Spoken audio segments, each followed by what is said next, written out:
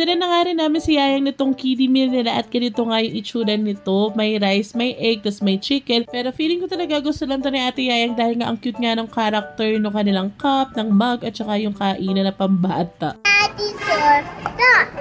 Yung ito-isip na.